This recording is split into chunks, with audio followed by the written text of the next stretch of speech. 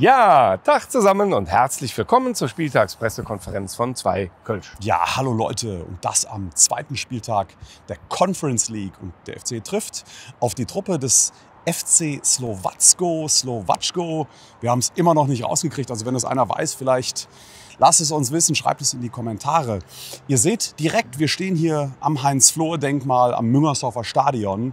Und das hat einen ganz bestimmten Grund, denn wir wollen heute den Geist der FC-Familie beschwören. Die Ereignisse in Frankreich haben uns alle sehr zu denken gegeben und ich glaube, wir sind an einem Punkt angelangt, wo wir endlich weiterkommen müssen, wo wir Lösungen finden müssen. Ja, es haben sich ja jetzt alle schon geäußert, alle haben ihre Statements veröffentlicht, ob auf dem Banner oder eben per Mail. Jetzt ist der Punkt gekommen, wo wir nach vorne gucken, wo die Leute miteinander reden müssen. Ich denke, jeder wird die ein oder andere Kröte auch zu schlucken haben. Ja. Aber wir brauchen eine Vereinbarung, die uns in die Zukunft gucken lässt, denn so kann es ja nicht weitergehen. Ne? Also ich denke, wir sollten zurück zur Family. Wir wollen als Familie feiern. Ja, absolut. Also wenn man sich nochmal vor Augen führt, dass wir jetzt nach 5 Jahren wieder in Europa sind und schon wieder haben wir diese Schlagzeilen produziert, das wollen wir alle in Zukunft nicht mehr erleben. Wir wollen viel mehr das, was in Europa passiert, bei diesen fantastischen Spielen.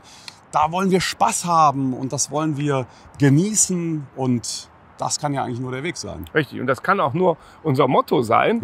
Ja. Und das lautet nämlich Probleme auffressen. Europa genießen.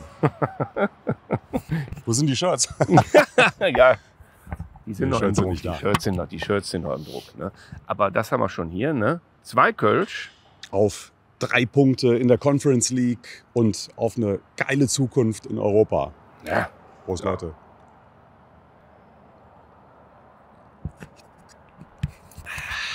Ja, wenn wir über Auffressen reden, dann und über den Gegner reden wollen, dann ist ja klar, dass wir den nicht einfach so auffressen, obwohl der natürlich auf dem Papier leichte Kost ist, würde ich sagen. Naja, oder? Moment. Also, wenn du so die Standardgerichte in Tschechien dir mal vor Augen führst, dann ist es eher ein hartes Brett, würde ich sagen. Also Knödel, Schweinefleisch, das ist schon ziemlich weit verbreitet. Aber trotzdem, ich glaube, dass da eher sportlich eher ein ziemliches Fastfood auf uns zukommt. Und ich meine, ja, Slowacko, genau. Und die waren ja auch im letzten Topf, ne, bei der Auslosung.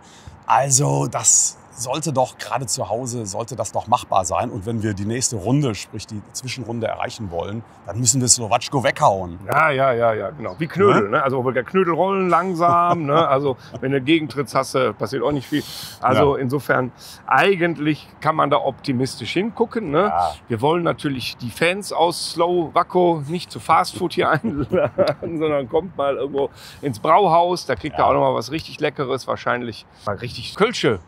Du meinst, wir sollten gastfreundlich zu den Herrschaften sein? Das wollte ich schon, durch die Blume wollte ich das sagen, dass wir so wie die Franzosen? gute Gastgeber sein Mit ihrer sollten. Haute Cuisine? Ja, dieser Salat Niçoise war ja eher ein bisschen steiniges Ding, möchte ich sagen. Es lag schwer im Magen, nicht gut zu verdauen. Insofern, da wollen wir gar nicht drauf zurückgucken. Ne? Das war...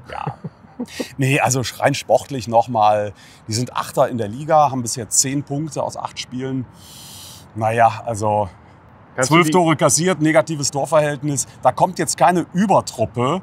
Und in Nizza haben wir ja wirklich auch eine starke Leistung, vor allen Dingen in der ersten Halbzeit gezeigt. Und wenn wir das da wieder anknüpfen können, dann sollten wir die Tschechen schlagen können. Das muss man ohnehin sagen. Also Nizza erste Hälfte war wirklich bemerkenswert. Ja. Jetzt gegen Union war das dann eher ein fades Süppchen, möchte ich sagen. Da fehlte es an Pfeffer, oder? Absolut. Dazu war der Schiri ein ziemlicher Schuss in den Ofen. Ne? Genau. Und am Ende kam also wirklich was ganz Fades bei raus. Deutlich für mich die schlechteste Saisonleistung, aber vor allen Dingen der stärkste Gegner. Also da hat Steffen Baumgart völlig recht gehabt. Das, was Union hier von der ersten Minute an gemacht hat, da konnten wir nicht mithalten. Nein. Und die haben uns ihre eigene 0:1 Niederlage in der Euroleague quasi so ein bisschen ausbaden lassen. Und man merkte denen an, die waren auf Wiedergutmachungstour, die Unioner. Und das ist ihnen auch sehr beeindruckend gelungen. Ja, die waren immer einen Schritt schneller, geistig ein bisschen flotter dabei. Und körperlicher genauso angeschlagen oder nicht wie wir, weil sie auch gespielt hatten am Donnerstag. Ja, das ist die Ausrede, kann nicht gelten. Nein. Aber so Spiele müssen dabei sein. Und wenn man so Spiele hat gegen so einen starken Gegner, dann ist das allemal besser, als wenn man gegen jemanden, den man eigentlich eher gewinnen müsste, einen ganz miesen Tag erwischt. Also ich bin damit nicht, also man kann mit einer Niederlage nie zufrieden sein, aber ich bin jetzt nicht in Gram gebeugt. Ja. Ich denke, das geht schon. Ja. So, jetzt haben wir genug über Küche geredet. Ja. Ne? Viele Köche verderben den Brei. Das sollte vielleicht auch noch mal als kleines Motto hängen bleiben. Und ich hoffe, dass wir hier bald im Verein auch unser Einheitssüppchen dann wieder löffeln. Und jetzt möchten wir uns noch mal bedanken für euren unglaublichen Zuspruch und euer Feedback auf unsere Strand-PK aus Nizza. Ja. So, also das war wirklich überragend. Über 20.000 Aufrufe bei YouTube. Also das ist schon fett für so eine auch super lange Verweildauer. Das heißt, die Leute haben sich das auch angeschaut, nicht nur mal kurz reingeseppt und wieder raus.